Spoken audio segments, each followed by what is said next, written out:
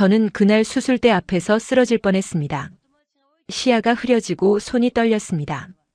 베를린 샤리테 병원의 동료들이 저를 부축해 응급실로 데려갔을 때 제 심장은 이상하게도 두근거렸습니다. 공포가 아니었습니다. 뭔가 다른 감정이었죠. 검사 결과가 나왔을 때 담당 의사는 말을 잇지 못했습니다. 임신 5주. 의학적으로 불가능한, 절대 일어날 수 없는 일이 제 몸에서 벌어지고 있었습니다. 10년 전 난소 기능 정지 판정을 받았던 저였습니다. 생리조차 멈춘 지 오래였죠. 그런데 지금 이 순간 당신이라면 믿으시겠습니까? 본 영상은 스토리를 재구성한 이야기입니다. 구독과 좋아요는 구독자님께 행운을 드립니다. 어디서 시청하고 계신지 지역을 댓글로 남겨주세요. 저는 헬레나 바그너입니다. 독일 베를린 샤리테 병원의 내과 전문의였죠. 36세, 독일 의료계에서는 제법 알려진 이름이었습니다. 언론에서는 저를 천재 의사라고 불렀지만 저 스스로는 그저 환자를 살리는 일에만 집중했을 뿐입니다. 2024년 가을, 저는 수술실에서 집도를 하던 중이었습니다. 환자의 복부를 열고 종양을 제거하는 수술이었죠. 그런데 갑자기 어지러움이 밀려왔습니다. 손이 떨렸고 시야가 흐려졌습니다. 보조의사가 제 이름을 불렀지만 저는 대답할 수가 없었습니다. 헬레나, 괜찮아요? 저는 겨우 고개를 끄덕이며 수술을 마쳤습니다. 하지만 수술이 끝나자마자 저는 응급실로 실려갔습니다. 동료들은 제가 과로로 쓰러진 거라고 생각했죠. 실제로 저는 한 달 내내 밤샘 수술을 이어왔으니까요. 검사실에서 혈액 검사를 받았습니다. 담당 의사는 제 오랜 친구였던 카타리나였습니다. 그녀는 결과지를 보더니 표정이 굳어졌습니다. 헬레나, 이게 대체 뭐야? 저는 웃으며 물었습니다. 뭔데? 암이라도 나왔어? 카타리나는 고개를 저었습니다. 아니, 그게 넌 지금 임신 중이야. 5주 차. 그 순간 저는 귀를 의심했습니다. 임신? 말도 안 되는 소리였죠. 저는 10년 전에 불임 판정을 받았습니다. 난소 기능 저하, 자궁 내막 섬유화증. 3번의 시험관 시술도 모두 실패했습니다. 생리조차 3년 전부터 완전히 멈췄습니다. 카타리나, 장난해? 헬레나, 이건 장난이 아니야. 호르몬 수치를 봐. 명백한 임신이야. 저는 그 자리에서 일어나 화장실로 달려갔습니다. 거울 속 제 얼굴은 창백했습니다. 손을 배에 갖다 댔습니다. 아무 느낌도 없었습니다. 그저 평소처럼 평평한 배였죠. 다시 검사실로 돌아왔을 때 카타리나는 초음파 기계를 준비하고 있었습니다. 누워봐. 확인해보자. 저는 침대에 누웠습니다. 카타리나가 젤을 바르고 탐촉자를 제 배 위에 올렸습니다. 화면에 뭔가가 보였습니다. 작은 점 하나. 하지만 분명히 움직이고 있었습니다. 이게 심장 박동이야. 카타리나의 목소리가 떨렸습니다. 저는 화면을 멍하니 바라봤습니다. 제 몸 안에 생명이 있었습니다. 의학적으로 불가능한 일이었습니다. 10년간 제가 배웠던 모든 의학 지식이 부정되는 순간이었죠. 헬레나, 이건 기적이야. 기적. 저는 그 단어를 믿지 않았습니다. 의사로서 저는 과학을 믿었습니다. 데이터를, 통계를 믿었죠. 하지만 지금 제 눈앞에 있는 건 과학으로 설명할 수 없는 일이었습니다. 아빠는 누구야? 카타리나의 질문에 저는 입을 다물었습니다. 6주 전 저는 생일을 맞아 처음으로 긴 휴가를 냈습니다. 36년 인생에서 처음으로 병원을 떠난 여행이었죠. 프라하, 빈, 부다페스트를 거쳐 베를린으로 돌아오는 2주간의 여행. 그 여행에서 저는 한 남자를 만났습니다. 한국에서 온 남자였죠. 이름은 강무진. 열흘간 함께 여행했고 베를린에서 헤어졌습니다. 그 이후로 연락은 없었습니다. 한국 사람이야. 근데 연락처도 없어. 카타리나는 한숨을 쉬었습니다. 헬레나, 넌 이 아이를 어떻게 할 거야? 내 상태론 출산이 위험할 수 있어. 저는 대답하지 못했습니다. 머릿속이 복잡했습니다. 평생 포기했던 임신이었습니다. 아이를 가질 수 없다는 사실에 이미 체념했던 삶이었죠. 그런데 지금 기적처럼 제 몸에 생명이 자라고 있었습니다. 병원 복도를 걸으며 저는 생각했습니다. 이 아이를 낳을 수 있을까? 제 몸이 견딜 수 있을까? 그리고 무엇보다 아빠에게 이 사실을 알려야 할까? 저는 어릴 때부터 의사가 되고 싶었습니다. 아버지는 심장외과 의사였고 어머니는 간호사였습니다. 의학은 저희 집안의 전통이었죠. 저는 베를린 의대를 수석으로 졸업했고 26세에 전문의 자격을 땄습니다. 하지만 28세가 되던 해 제 인생은 무너졌습니다. 결혼을 앞두고 있던 저는 건강검진을 받았습니다. 그때 처음 알게 됐죠. 난소기능 저하증. 의사는 말했습니다. 자연 임신은 거의 불가능하다고. 약혼자였던 마르쿠스는 처음엔 괜찮다고 했습니다. 시험관 시술을 하면 된다고 했죠. 저희는 3번 시도했습니다. 3번 모두 실패했습니다. 마지막 시술 후 저는 유산을 했습니다. 그때 자궁 내막에 심각한 섬유화가 생겼습니다. 마르쿠스는 저를 떠났습니다. 그는 아이를 원했고 저는 그걸 줄 수 없었으니까요. 그 후 저는 오직 일에만 매달렸습니다. 환자를 살리는 것만이 제 존재 이유가 됐습니다. 동료들은 저를 닥터 칼날이라고 불렀습니다. 냉철하고 정확한 진단, 감정을 배제한 수술. 저는 환자의 생명을 살렸지만 제 삶은 죽어가고 있었습니다. 밤낮 없이 일했고 집에는 잠만 자러 갔습니다. 생리는 3년 전부터 완전히 멈췄습니다. 의사들은 조기 폐경이라고 했죠.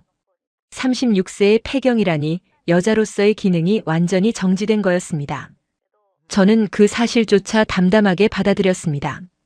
어차피 아이를 가질 수 없었으니까요. 2024년 9월 제 36번째 생일이었습니다. 동료들이 작은 파티를 열어줬습니다. 케이크에 촛불을 끄며 저는 생각했습니다. 이게 제 인생의 전부구나. 그때 카타리나가 말했습니다. 헬레나, 넌 언제 휴가 갈 거야? 10년째 병원만 있잖아. 휴가요? 환자들은요? 환자는 우리가 볼게. 넌 좀 쉬어. 사람답게 살아봐. 그 말이 묘하게 가슴에 박혔습니다. 사람답게 살아보라니. 저는 그동안 사람답게 살지 못했던 걸까요? 일주일 후 저는 처음으로 2주간의 긴 휴가를 냈습니다. 목적지는 동유럽이었습니다.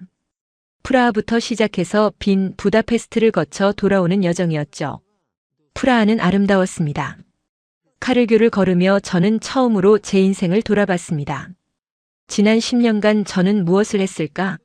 환자는 살렸지만 제 삶은 살지 못했습니다. 카르교 한가운데서 불타바강을 내려다보고 있을 때였습니다. 누군가 제 옆에 섰습니다. 키가 큰 동양인 남자였습니다. 그는 카메라를 들고 강을 찍고 있었죠. 아름답죠?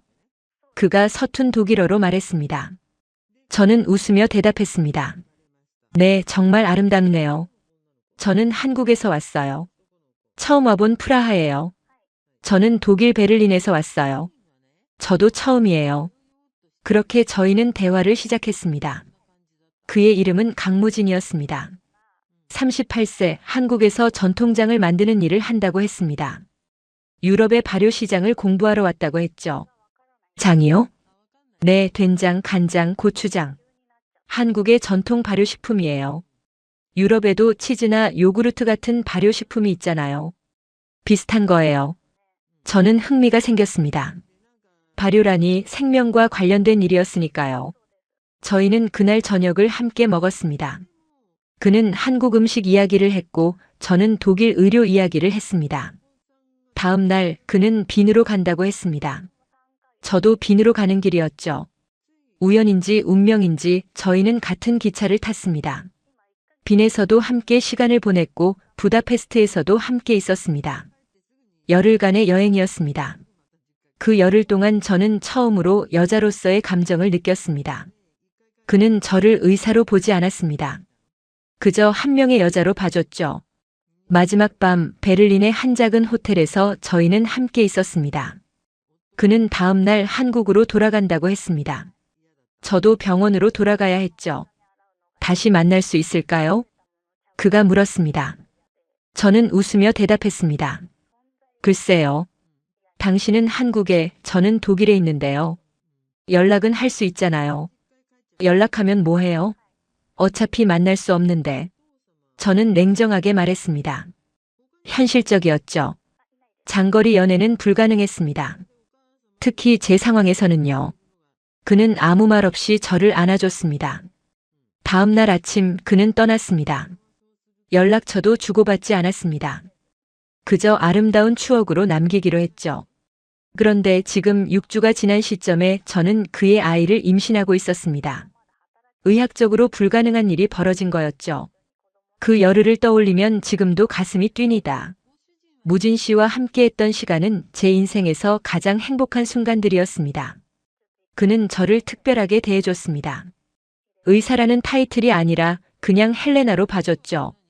프라하에서 빈으로 가는 기차 안에서 그는 저에게 물었습니다. 헬레나 씨는 왜 의사가 됐어요? 아버지가 의사였어요. 어릴 때부터 자연스럽게 그 길을 선택했죠. 행복해요? 의사로 사는 게? 그 질문에 저는 대답하지 못했습니다. 행복한가? 저는 행복했을까요? 환자를 살릴 때는 보람을 느꼈습니다. 하지만 집에 돌아가면 공허했습니다. 아무도 없는 빈 아파트, 냉장고에 가득한 냉동식품들. 잘 모르겠어요. 제 대답에 그는 고개를 끄덕였습니다. 저도 그래요. 장 만드는 일이 좋긴 한데 가끔은 이게 맞나 싶어요. 무진 씨 가족은요? 어머니가 계세요. 아버지는 제가 20살 때 돌아가셨어요. 어머니가 평생 장을 담가오셨죠. 저는 그걸 물려받아서 사업으로 키웠어요. 대단하시네요. 대단하진 않아요. 그냥 어머니가 만드신 장맛을 세상에 알리고 싶었어요. 그의 눈빛이 따뜻했습니다. 어머니를 이야기할 때 그는 정말 행복해 보였죠. 저는 부러웠습니다. 저에게는 그런 감정이 없었으니까요. 빈에 도착해서 저희는 쇤부른 궁전을 갔습니다. 넓은 정원을 걸으며 그는 말했습니다. 한국에도 이런 곳이 있어요. 경복궁이라고. 가보고 싶네요. 언젠가 한국에 오시면 제가 안내해 드릴게요. 그때는 농담처럼 넘겼습니다. 하지만 지금 돌이켜보면 그게 예언이었던 것 같습니다. 부다페스트에서 저희는 도나우강 유람선을 탔습니다. 밤하늘 아래 빛나는 의사당 건물을 보며 그는 말했습니다. 헬레나 씨, 왜 결혼 안 하셨어요? 갑작스러운 질문에 저는 당황했습니다. 애썼어요. 약혼까지. 무슨 일이 있었어요? 저는 잠시 망설였습니다. 하지만 그에게는 솔직하고 싶었습니다. 아이를 가질 수 없어요. 불임이에요. 그는 놀란 표정을 지었습니다. 그래서 파혼을? 네. 그는 아이를 원했어요. 당연하죠. 저도 이해해요. 헬레나 씨는 아이를 원하지 않으세요? 원했죠. 너무 원했어요. 하지만 제 몸이 허락하지 않았어요. 그날 밤 저는 처음으로 누군가에게 제 아픔을 털어놨습니다. 10년간 혼자 삼키고 있던 슬픔을 그에게 전부 쏟아냈죠. 그는 말없이 제 손을 잡아줬습니다. 헬레나 씨, 인생은 예측할 수 없어요. 의학이 전부가 아닐 수도 있어요. 무슨 말씀이세요? 한국에는 말이 있어요. 하늘이 정한 인연은 피할 수 없다고. 지금 우리가 여기서 만난 것처럼요. 저는 웃었습니다. 비과학적인 말이었지만 묘하게 위로가 됐습니다. 베를린으로 돌아오는 마지막 날, 저희는 함께 저녁을 먹었습니다. 작은 한식당이었죠. 그는 된장찌개를 주문했습니다. 이게 제가 만드는 장으로 끓인 찌개예요. 한 숟가락 떠먹었을 때 저는 놀랐습니다. 깊고 따뜻한 맛이었습니다. 단순한 음식이 아니라 뭔가 생명력이 느껴졌죠. 맛있어요. 한국 어머니들이 자식에게 끓여주는 맛이에요. 정성과 사랑이 들어간 맛이죠. 그 순간 저는 알 수 없는 감정에 휩싸였습니다. 눈물이 날 것 같았습니다. 왜 그랬는지 지금도 모르겠습니다. 그저 그 따뜻함이 제가 평생 느끼지 못했던 뭔가였던 것 같습니다. 다음 날 아침 공항에서 그와 헤어졌습니다. 그는 인천행 비행기를 타야 했고 저는 병원으로 돌아가야 했죠. 헬레나 씨 건강하세요. 무진 씨도요. 그게 마지막이었습니다. 저희는 연락처를 교환하지 않았습니다. 연락해봤자 만날 수 없으니까요. 그저 아름다운 추억으로 남기기로 했죠. 하지만 운명은 제 계획과 달랐습니다. 6주 후 저는 그의 아이를 임신하고 있었으니까요. 임신 사실을 알고 난 후 일주일간 저는 혼란 속에 살았습니다. 출근은 했지만 제대로 일을 할 수 없었습니다. 수술 중에도 자꾸 딴 생각이 났고 환자를 진료할 때도 집중이 안 됐습니다. 카타리나는 저를 걱정했습니다. 헬레나, 너 요즘 이상해. 뭔가 결정해야 하는 거 아냐? 뭘 결정해? 임신을 유지할 건지 말 건지. 저는 대답하지 못했습니다. 의사로서는 중절이 합리적인 선택이었습니다. 제 몸 상태로는 출산이 위험했으니까요. 자궁 내막 섬유화가 심각했고 난소 기능도 거의 없었습니다. 임신을 유지하다가 유산할 확률이 높았죠. 하지만 여자로서는 다른 감정이 들었습니다. 10년간 포기했던 아이였습니다. 의학적으로 불가능하다고 선고받았던 임신이었죠. 이게 마지막 기회일 수도 있었습니다. 병원 원장인 슈미트 교수가 저를 불렀습니다. 바그너 박사, 자네 임신했다면서? 네, 교수님. 축하하네. 하지만 자네 상태론 위험하지 않나? 알고 있습니다. 내 조언은 중절일세. 자네는 훌륭한 의사야. 위험을 감수할 필요 없어. 교수님, 저는 생각해보게.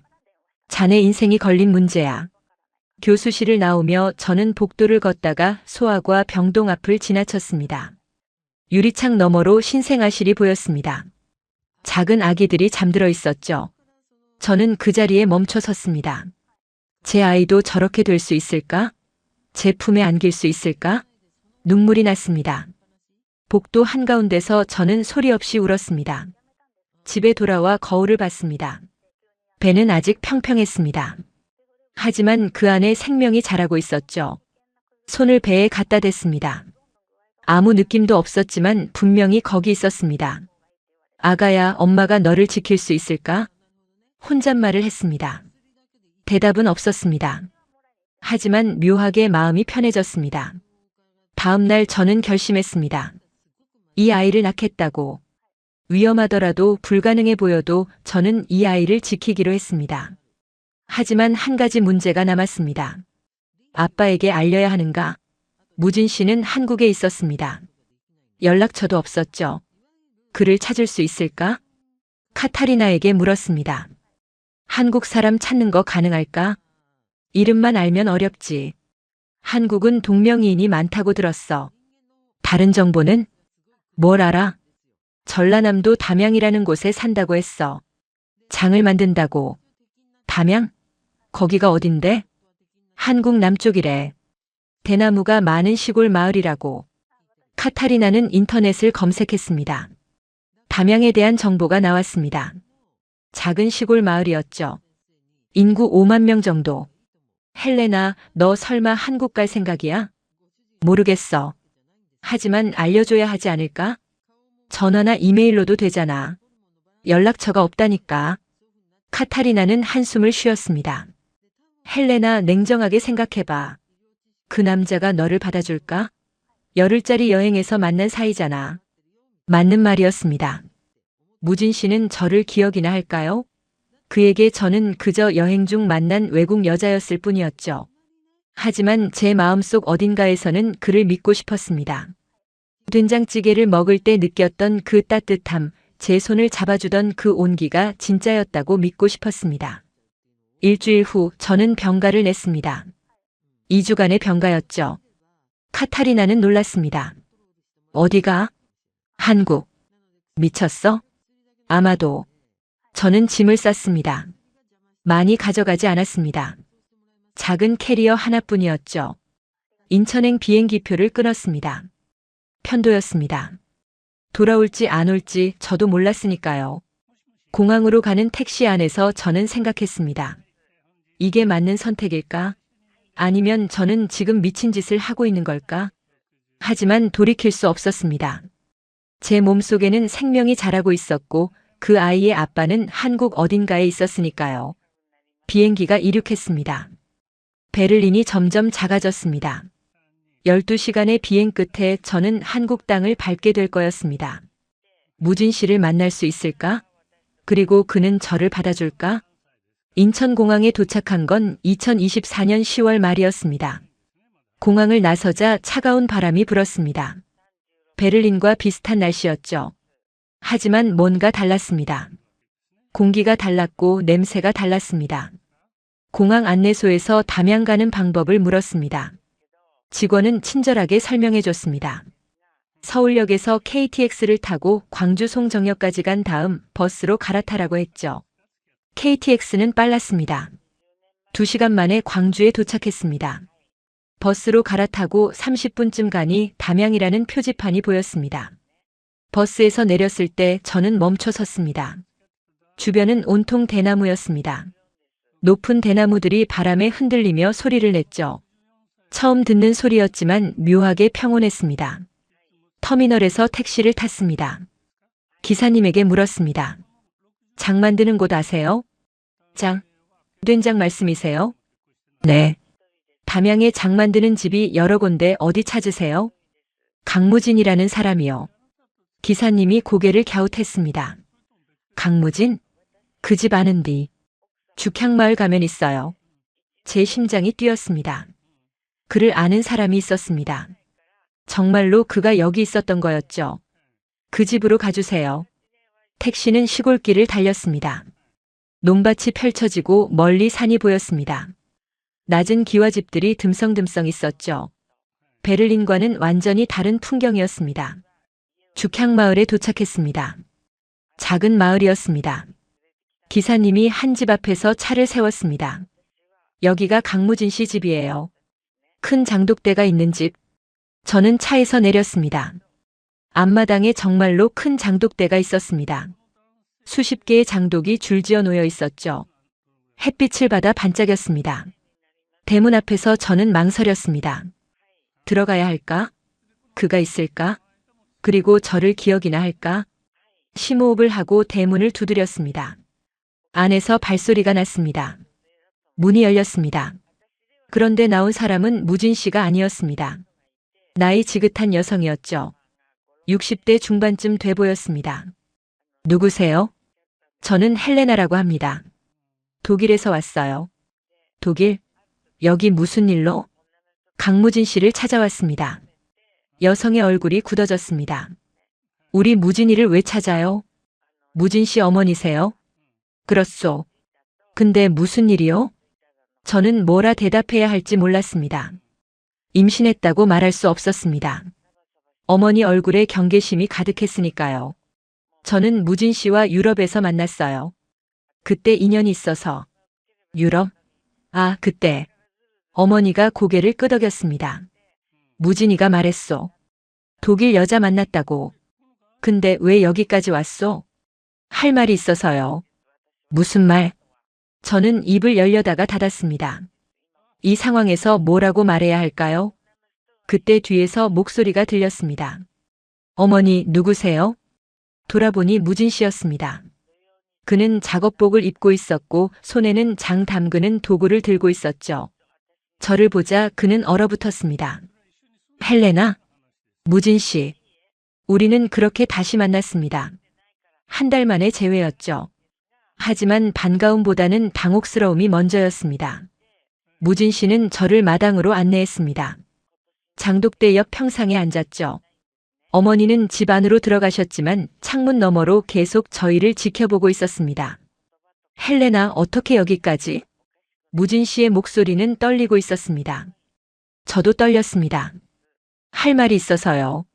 무슨 말? 저는 잠시 망설였습니다. 어떻게 말해야 할까요? 단도직입적으로 말하는 게 나을까요? 저 임신했어요. 무진 씨는 숨이 멈춘 듯 했습니다. 그는 제 얼굴을 멍하니 바라봤습니다. 뭐라고요? 임신 5주 차예요. 당신 아이예요. 그는 고개를 숙였습니다. 한참 동안 아무 말이 없었습니다. 저는 그의 반응을 기다렸습니다. 기쁠까요? 아니면 부담스러워할까요? 헬레나, 그건 불가능한 거 아니었어요? 당신이 말했잖아요. 저도 몰라요. 의학적으론 불가능해요. 하지만 지금 제 몸에 아이가 있어요. 무진 씨는 손으로 얼굴을 가렸습니다. 어깨가 떨렸습니다. 우는 걸까요? 무진 씨? 그가 고개를 들었습니다. 눈에 눈물이 가득했습니다. 헬레나 미안해요. 왜요? 저는 받아들일 수 없어요. 제 가슴이 철렁했습니다. 무슨 말이에요? 저는 이미 결혼을 약속한 사람이 있어요. 어머니가 정해주신 분이에요.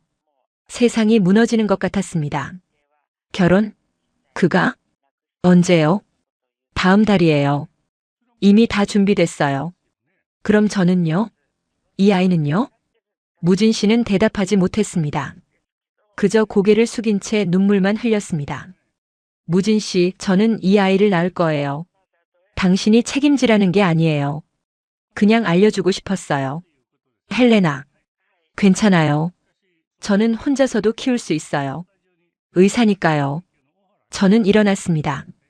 더 이상 여기 있을 이유가 없었습니다. 그는 다른 사람과 결혼한다고 했습니다. 저는 그저 그의 인생에 잠깐 스쳐 지나간 사람일 뿐이었죠. 마당을 나서려는데 어머니가 나타났습니다. 어디 가시오? 돌아가려고요. 독일로? 네. 어머니는 제 팔을 잡았습니다. 잠깐만 기다리시오. 집 안으로 들어가더니 뭔가를 가지고 나왔습니다. 작은 항아리였습니다. 이거 가져가시오. 이게 뭔데요? 우리 집 된장이요. 무진이가 담근 거요. 저는 항아리를 받았습니다. 묵직했습니다. 왜 주세요? 그냥요. 몸조리 잘하시오. 어머니의 눈빛이 복잡했습니다. 미안함과 안타까움이 섞여 있었죠. 감사합니다. 저는 고개를 숙이고 마을을 나왔습니다. 버스 정류장으로 걸어가는 동안 눈물이 났습니다. 하지만 참았습니다. 이미 각오했던 일이었으니까요. 버스 정류장에서 기다리는데 핸드폰이 울렸습니다. 무진 씨였습니다. 받지 않았습니다. 더 이상 할 말이 없었으니까요. 버스가 왔습니다. 타려는데 누군가 제 이름을 불렀습니다. 헬레나. 돌아보니 무진 씨였습니다. 뛰어오고 있었죠. 헬레나 잠깐만. 버스 문이 닫혔습니다. 저는 그를 보며 고개를 저었습니다. 버스가 출발했습니다. 뒤에서 그가 손을 흔들고 있었습니다. 광주로 가는 버스 안에서 저는 창밖을 봤습니다. 대나무 숲이 지나갔습니다. 논밭이 지나갔습니다. 그리고 제 가슴 속에는 슬픔이 가득했습니다. 광주에서 서울로, 서울에서 인천으로.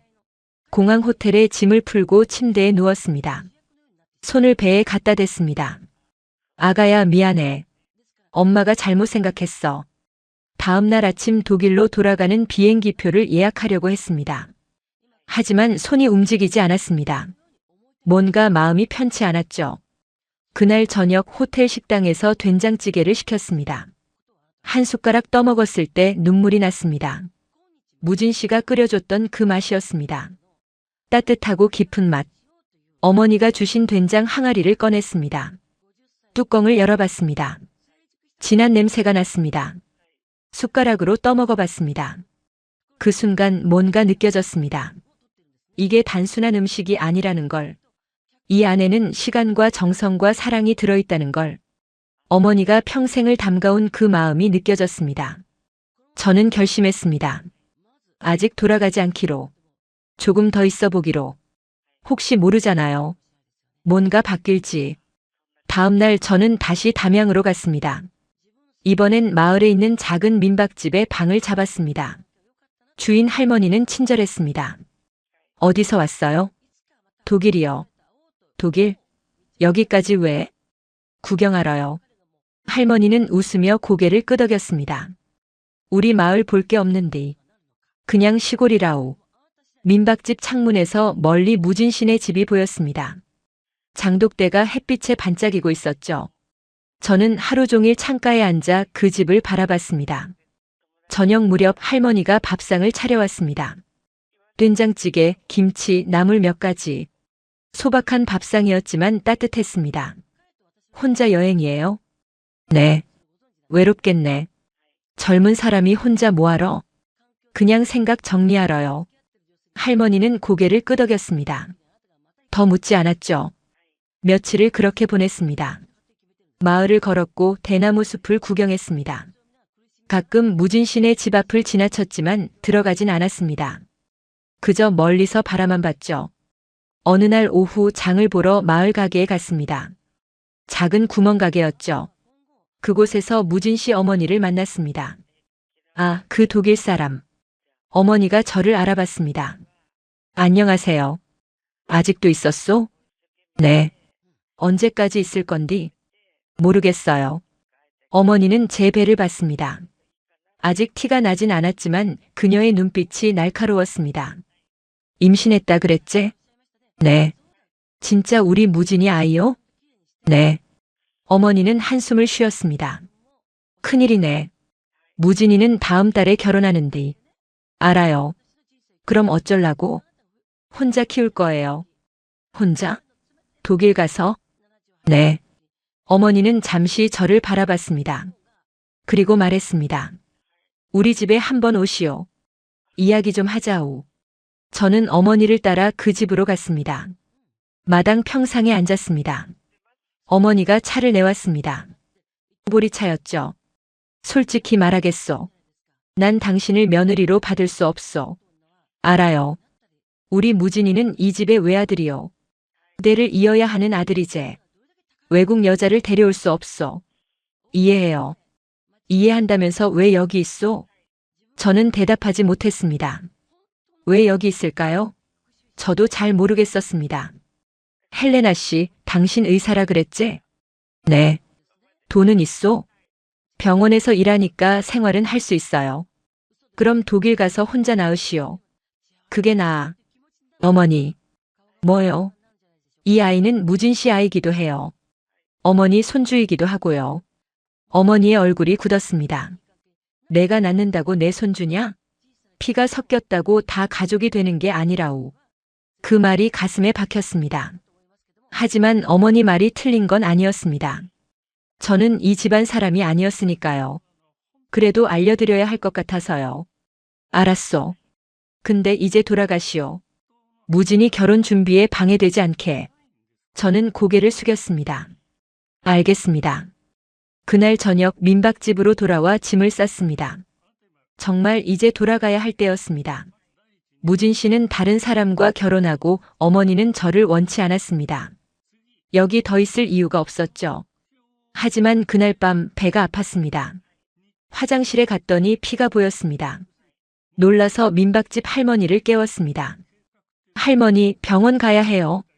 왜? 무슨 일이요? 피가 나요. 할머니는 급히 옷을 입고 저를 데리고 나갔습니다. 마을에는 병원이 없었습니다. 택시를 불러 광주병원으로 갔죠. 응급실에서 검사를 받았습니다. 의사가 말했습니다. 절박 유산이에요. 지금 당장 입원하셔야 해요. 유산이요? 네. 안정을 취하지 않으면 아이를 잃을 수 있어요. 그날 저는 입원했습니다. 침대에 누워 천장을 봤습니다. 눈물이 났습니다. 결국 이렇게 끝나는 건가? 이 아이도 저를 떠나는 건가? 입원 3일째 무진 씨가 병원에 왔습니다. 할머니가 연락했다고 했죠. 헬레나 괜찮아요? 어떻게 왔어요? 할머니한테 들었어요. 병원에 입원했다고. 어머니는 아세요? 아니요. 말 안 했어요. 무진 씨는 제 옆에 앉았습니다. 얼굴이 지쳐 보였습니다. 헬레나 미안해요. 제가 무책임했어요. 괜찮아요. 당신 잘못이 아니에요. 하지만 무진 씨, 당신은 결혼하세요. 저는 독일 돌아갈게요. 아이는요? 혼자 키울 거예요. 무진 씨는 고개를 숙였습니다. 한참 침묵이 흘렀습니다. 헬레나 혹시 며칠만 더 있을 수 있어요? 왜요? 어머니께 다시 말씀드려 볼게요. 제대로. 소용없어요. 어머니는 저를 원치 않으세요. 그래도 해볼게요. 무진 씨는 매일 병원에 왔습니다. 과일을 가져오고 밥을 사왔습니다. 어머니 몰래였죠. 일주일 후 퇴원했습니다. 의사는 절대 안정이 필요하다고 했습니다. 무진 씨는 저를 민박집까지 데려다 줬습니다. 헬레나, 우리 집에 와요. 네? 어머니께 말씀드렸어요. 일주일만 우리 집에 있으라고. 어머니가 허락하셨어요? 억지로 설득했어요. 저는 따라갔습니다. 다른 선택이 없었으니까요. 민박집도 오래 있을 수 없었고 병원비도 만만치 않았죠. 무진 씨네 집 사랑방에 들어갔습니다. 작은 방이었지만 따뜻했습니다. 온돌 바닥이 따뜻했죠. 어머니는 저를 보며 말했습니다. 일주일만이요. 그 안에 몸 추스르고 독일 가시오. 감사합니다. 감사할 것 없소. 우리 무진이가 해야 할 최소한의 도리제. 다음 날부터 저는 집안일을 도왔습니다. 아무것도 안 하고 있을 수 없었으니까요. 마당을 쓸고 설거지를 했습니다. 어머니는 말없이 지켜봤습니다. 사흘째 되던 날 어머니가 장을 담그고 있었습니다. 큰 독에 메주를 넣고 소금물을 부었죠. 저는 옆에서 구경했습니다. 신기하네요. 뭐가? 장 담그는 거요. 발효 과정이 흥미로워요. 발효? 그냥 메주 띄우는 거제. 아니에요. 이건 과학이에요. 미생물이 단백질을 분해해서 아미노산을 만들어요. 그게 감칠맛이 되는 거죠. 어머니가 저를 쳐다봤습니다. 당신 의사라며? 네. 그래서 발효에 관심이 많아요. 장내 미생물도 중요하니까요. 어머니는 고개를 끄덕였습니다. 뭔가 생각하는 표정이었죠. 그날 오후 어머니가 장독대 정리를 하다가 발을 헛디뎠습니다. 무릎을 바닥에 부딪혔죠. 신음소리가 났습니다. 어머니. 저는 달려갔습니다. 어머니 무릎이 부어 있었습니다. 병원 가셔야 해요. 괜찮소. 파스 붙이면 돼. 안 돼요. 검사해봐야 해요. 저는 어머니를 집 안으로 모셨습니다. 무릎을 살펴봤습니다. 인대 손상이 의심됐죠. 어머니, 제가 응급처치할게요. 당신이? 네. 저 의사예요. 저는 민박집에 두고 온 가방을 가져왔습니다. 간단한 의료용품이 있었죠. 무릎을 소독하고 붕대를 감았습니다. 압박 붕대로 고정했습니다. 2주 정도 안정하셔야 해요. 많이 걸으시면 안 돼요. 2주? 장독대 관리는 어쩌라고? 제가 도와드릴게요. 당신이? 네. 가르쳐 주세요. 어머니는 놀란 표정이었습니다. 하지만 거절하진 않았습니다. 그날부터 저는 어머니 대신 장독대를 관리했습니다. 어머니가 알려주는 대로 했죠. 장독 뚜껑을 열고 거품을 걷어내고 햇빛을 쬐게 하고 처음엔 서툴렀습니다. 장독을 떨어뜨릴 뻔도 했죠. 하지만 점점 익숙해졌습니다. 어머니는 마루에 앉아 저를 지켜봤습니다. 야, 그렇게 하면 안 되는디. 어떻게 해요? 이리 와봐. 어머니가 직접 보여줬습니다. 장을 젓는 방법, 거품 거르는 법, 간 맞추는 법. 저는 열심히 배웠습니다. 일주일이 지났습니다. 제가 담양을 떠나야 할 시간이었죠. 하지만 어머니는 말하지 않았습니다. 저도 말하지 않았습니다. 어느 날 저녁 어머니가 물었습니다. 야, 진짜 의사 맞나? 네. 증명할 수 있나? 저는 핸드폰을 꺼내 독일 의사 면허증을 보여줬습니다. 병원 홈페이지도 보여줬죠. 제 사진과 이름이 있었습니다. 어머니는 한참 들여다봤습니다. 이 여자는 진짜네. 그날 밤 어머니가 된장찌개를 끓여줬습니다. 처음으로 저를 위해 끓여준 거였죠. 밥상을 같이 마주했습니다. 먹어봐. 한 숟가락 떠먹었습니다. 눈물이 날 것 같았습니다. 따뜻했습니다. 맛있어요. 그래? 다행이네. 어머니가 처음으로 웃었습니다. 작은 웃음이었지만 진심이 담겨 있었습니다. 어머니의 마음이 조금씩 열리기 시작했습니다. 저는 계속 집안일을 도왔고 장독대 관리도 맡았습니다. 어머니는 점점 더 많은 것을 알려줬죠. 야, 장은 단순히 음식이 아니라오. 이건 정성이여. 매일 들여다보고 말을 걸어줘야 해. 말을요? 그래. 잘 익으라고 맛있어지라고. 그래야 좋은 장이 된단 게. 처음엔 이상하게 들렸습니다. 과학적이지 않았으니까요. 하지만 매일 장독 앞에 앉아 있다 보니 이해가 됐습니다. 이건 단순한 발효가 아니라 사람의 마음이 들어가는 과정이었습니다. 어느 날 무진 씨가 말했습니다. 헬레나, 우리 장 사업 도와줄 수 있어요? 저요? 네. 유럽 시장에 진출하고 싶은데 외국인 시각이 필요해요. 저는 고민했습니다. 하지만 여기서 계속 있으려면 뭔가 해야 했습니다. 그냥 신세만 질 수 없었죠. 해볼게요. 다음 날부터 저는 무진 씨와 함께 일했습니다. 그의 사무실은 집 옆 작은 건물이었습니다. 컴퓨터 몇 대와 장 샘플들이 있었죠. 지금 우리 매출이 연 300억 정도예요. 주로 국내 시장이고요. 대단하네요. 하지만 한계가 있어요. 한국 시장은 포화 상태거든요. 저는 장 샘플들을 맛봤습니다. 된장, 간장, 고추장. 각각 맛이 달랐습니다. 이 맛을 유럽 사람들이 좋아할까요? 모르겠어요. 그래서 연구가 필요한 거죠. 저는 생각했습니다. 유럽 사람들에게 장을 어떻게 소개할까? 그냥 한국 음식으로는 안 됩니다. 뭔가 건강과 연결해야 했죠. 무진 씨, 장의 건강 효과를 강조하면 어떨까요? 건강 효과? 네. 발효식품은 장내 미생물에 좋아요. 면역력을 높이고 소화를 돕죠. 유럽에서도 프로바이오틱스가 인기예요. 무진 씨의 눈이 반짝였습니다. 그거 좋은데요. 저희는 함께 프레젠테이션을 만들었습니다.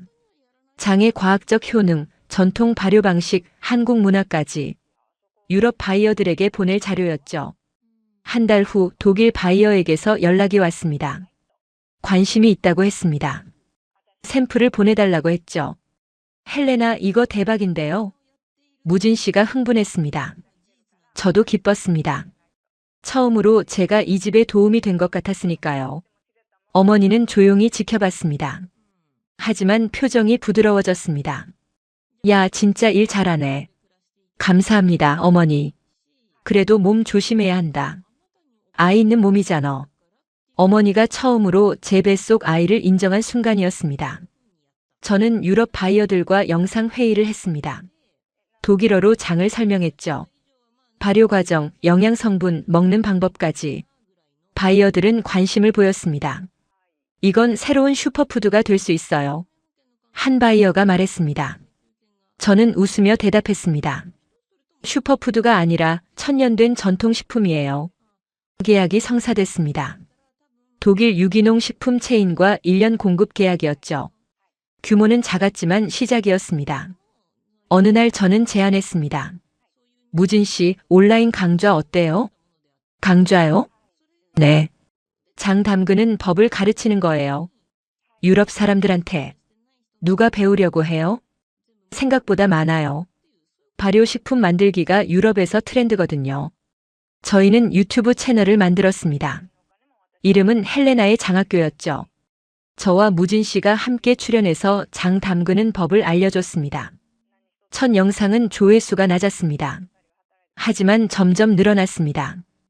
외국인들이 댓글을 달았습니다. 이거 정말 신기해요. 저도 해봤는데 성공했어요. 한국 문화가 멋있네요.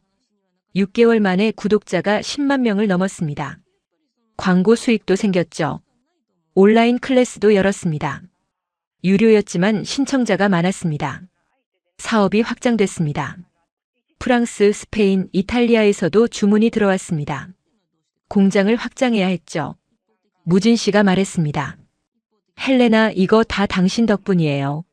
아니에요. 원래 좋은 제품이었어요. 제가 그냥 다리를 놓은 것뿐이에요. 어머니가 저를 불렀습니다. 야, 고맙다. 네. 우리 집 살린 거요. 무진이 사업이 이렇게 커질 줄은 몰랐단 게 제가 좋아서 한 거예요. 어머니가 제 손을 잡았습니다. 처음으로였습니다. 야, 여기 더 있어도 되겠다. 제 눈에서 눈물이 났습니다. 정말요? 그래. 무진이 결혼은 내가 취소했다. 네. 네가 진짜 며느리다. 네가 우리 집 구했으니까.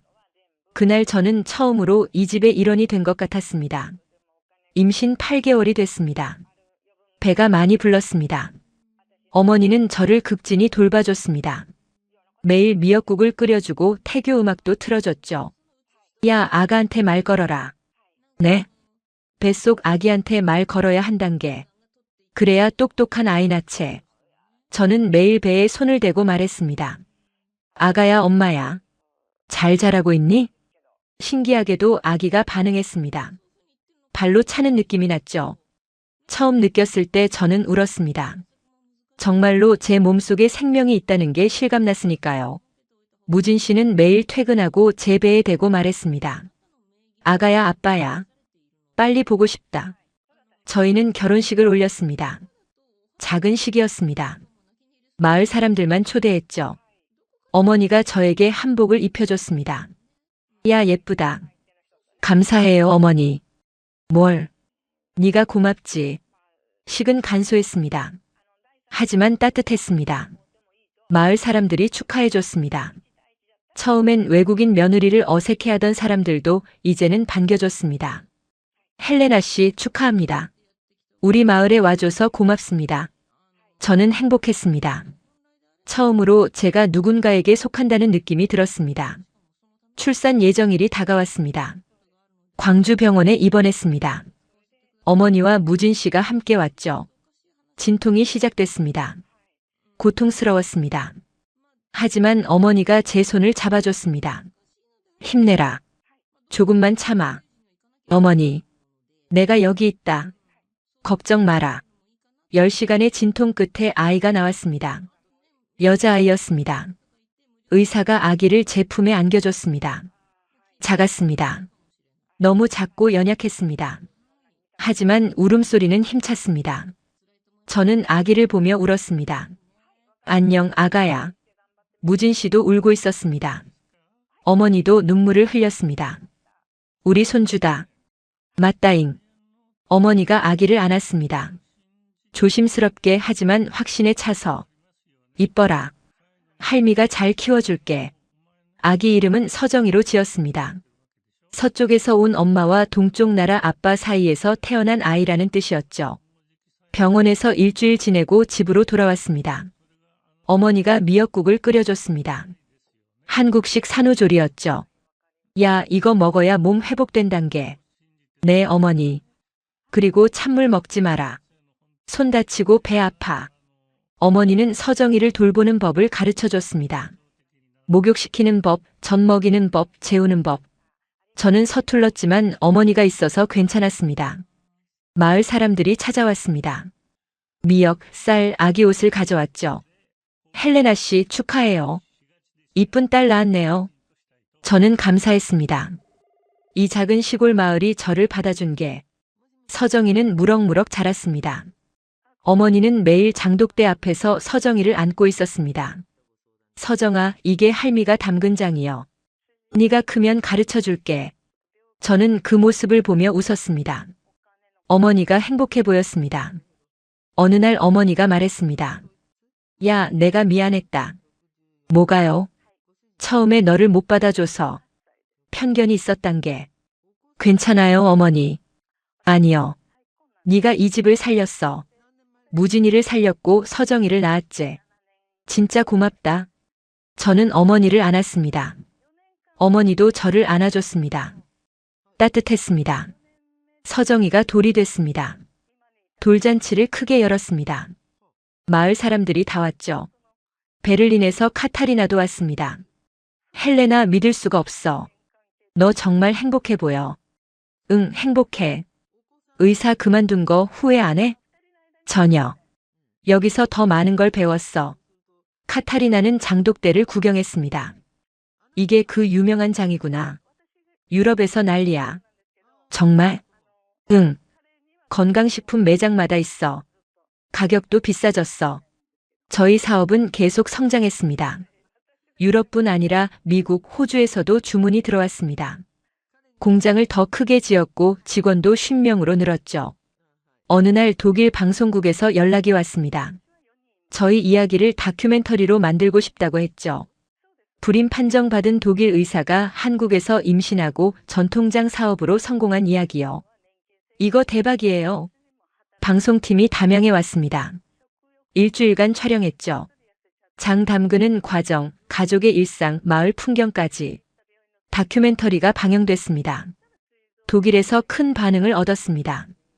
프랑스, 스페인에서도 방영됐죠. 한국의 기적이라는 제목이었습니다. 의학적으로 불가능한 임신, 전통과 과학의 만남, 그리고 사랑 이야기. 방송 후 주문이 폭주했습니다. 홈페이지가 다운될 정도였죠. 전화도 끊이지 않았습니다. 이거 어떻게 살 수 있어요? 온라인 클래스 신청하고 싶어요. 한국 여행 가고 싶은데 그 마을 어디예요? 담양에 외국인 관광객들이 오기 시작했습니다. 저희 집을 보러 오는 거였죠. 어머니는 당황했습니다. 야, 이거 큰일이네. 사람들이 매일 와. 죄송해요, 어머니. 죄송할 것 없어. 고맙지. 우리 마을이 유명해졌단 게. 마을에 게스트하우스가 생겼습니다. 장 체험 프로그램도 만들어졌죠. 외국인들이 와서 직접 장을 담가보는 거였습니다. 저는 가이드 역할을 했습니다. 영어, 독일어, 한국어로 설명했죠. 장은 단순한 음식이 아닙니다. 이건 시간과 정성과 사랑입니다. 관광객들은 감탄했습니다. 와, 정말 신기해요.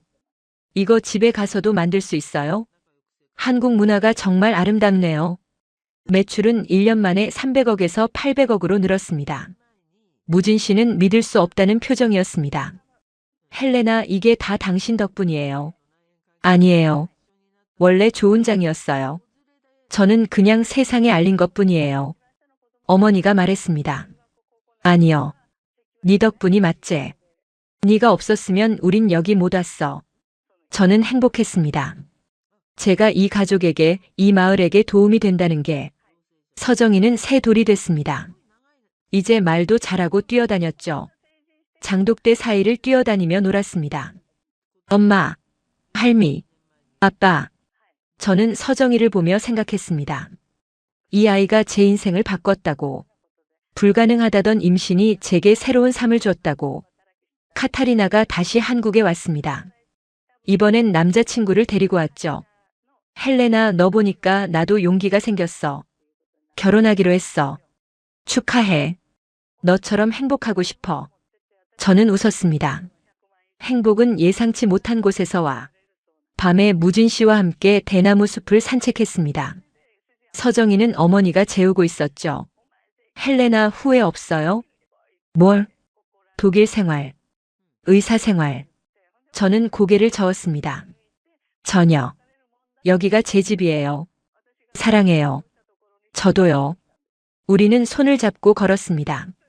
대나무가 바람에 흔들리는 소리가 들렸습니다. 평화로웠습니다. 지금 저는 담양에서 살고 있습니다. 5년이 흘렀습니다. 서정이는 이제 5살이 됐고 동생 준호도 생겼습니다. 3살짜리 개구쟁이죠. 어머니는 건강하십니다. 여전히 매일 장독대를 돌보십니다. 이제는 서정이도 함께 돕습니다. 할미, 이 장 맛있어요? 그럼 할미가 담근 거니까 맛있지. 무진 씨의 사업은 계속 성장하고 있습니다. 이제는 일본, 중국에서도 주문이 들어옵니다. 연 매출 1,500억을 넘었죠. 하지만 저희는 여전히 이 작은 시골 마을에 삽니다. 돈보다 중요한 게 있다는 걸 알기 때문입니다. 가족, 전통, 그리고 이 땅이 주는 평화. 가끔 베를린 생각이 납니다. 병원 동료들, 바쁜 일상, 차가운 겨울. 하지만 그리워하진 않습니다. 여기가 제 진짜 집이니까요. 카타리나는 이제 1년에 한 번씩 한국에 옵니다. 남편과 아이를 데리고 오죠. 장 담그기 체험도 하고 대나무 숲도 걷습니다. 헬레나, 넌 정말 대단해. 완전히 다른 삶을 선택했잖아. 선택이 아니라 운명이었던 것 같아. 운명? 응. 모든 게 정해져 있었던 것 같아. 무진 씨를 만난 것도, 임신한 것도, 여기 온 것도. 독일 의료계에서는 제 이야기가 전설처럼 전해진다고 합니다. 불임 판정받은 의사가 한국에서 기적적으로 임신했다고. 의학 저널에도 실렸다고 하더군요. 하지만 저는 이게 단순한 의학적 기적이 아니라고 생각합니다. 이건 사랑의 힘이었습니다. 무진 씨의 사랑, 어머니의 사랑, 그리고 이 땅의 사랑. 장 담그는 일도 계속하고 있습니다. 어머니가 가르쳐 주신 방법 그대로 합니다. 매일 장독 앞에 앉아 말을 겁니다. 잘 익으렴. 맛있어지렴. 신기하게도 정말 더 맛있어지는 것 같습니다. 과학적으론 설명 안 되지만 마음이 전해지는 것 같아요. 온라인 강좌도 계속하고 있습니다. 이제는 30개국 사람들이 수강합니다. 저는 매주 라이브 방송을 합니다. 안녕하세요, 헬레나입니다. 오늘은 고추장 담그는 법을 알려드릴게요. 댓글이 실시간으로 올라옵니다. 헬레나, 당신 덕분에 제 인생이 바뀌었어요. 한국 문화를 배우게 돼서 감사해요. 저도 한국 가고 싶어요. 저는 답장을 답니다. 여러분 모두 환영합니다. 한국은 여러분을 기다리고 있어요.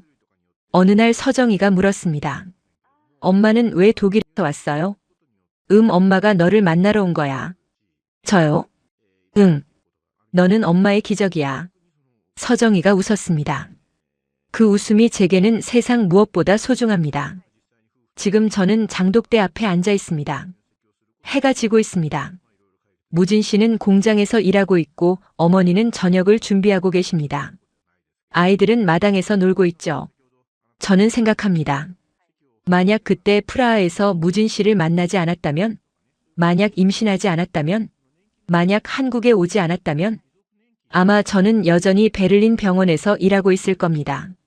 환자를 살리면서도 제 삶은 죽어가는 그런 인생을 살고 있었겠죠. 하지만 운명은 저를 여기로 이끌었습니다. 의학적으로 불가능한 임신, 낯선 나라로의 여행, 그리고 새로운 가족과의 만남. 장독대를 바라봅니다. 수십 개의 장독이 햇빛을 받아 빛나고 있습니다. 그 안에는 시간이 담겨 있습니다. 어머니가 평생 쏟은 정성이 담겨 있습니다. 저는 이제 압니다. 한국의 장은 단순한 음식이 아니라는 걸. 이건 삶 그 자체입니다.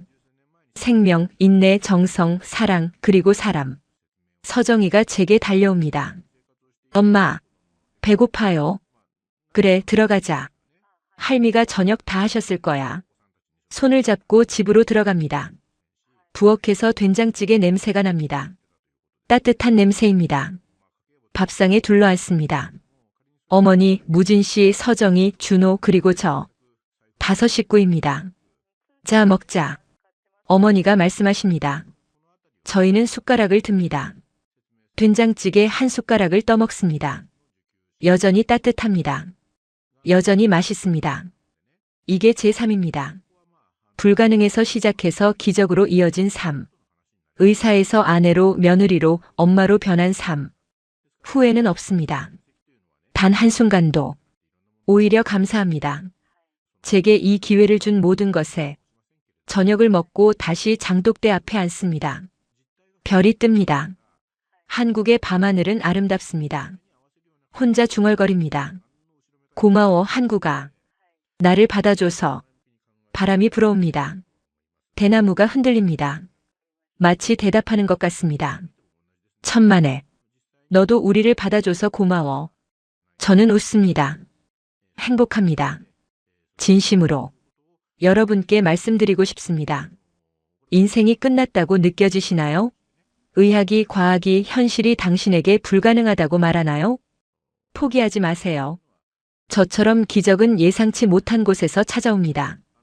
낯선 땅에서, 낯선 사람과 낯선 음식 속에서. 한국은 그런 나라입니다. 불가능을 가능하게 만드는 나라. 이방인을 가족으로 받아주는 나라. 전통과 현대가 공존하는 나라. 저는 독일 의사였지만 지금은 한국 며느리입니다. 그리고 무엇보다 대한민국 사람입니다. 이 땅이 제게 생명을 줬습니다. 2 아이의 생명, 그리고 제 인생의 새로운 생명을. 감사합니다, 한국. 사랑합니다, 이 땅. 그리고 여러분, 기회가 된다면 한국에 오세요. 담양의 대나무 숲을 걸어보세요. 장독대 앞에 앉아보세요. 된장찌개를 먹어보세요. 그러면 아실 겁니다. 왜 제가 여기서 행복한지, 왜 제가 돌아가지 않는지. 진짜 시작은 여기서부터니까요.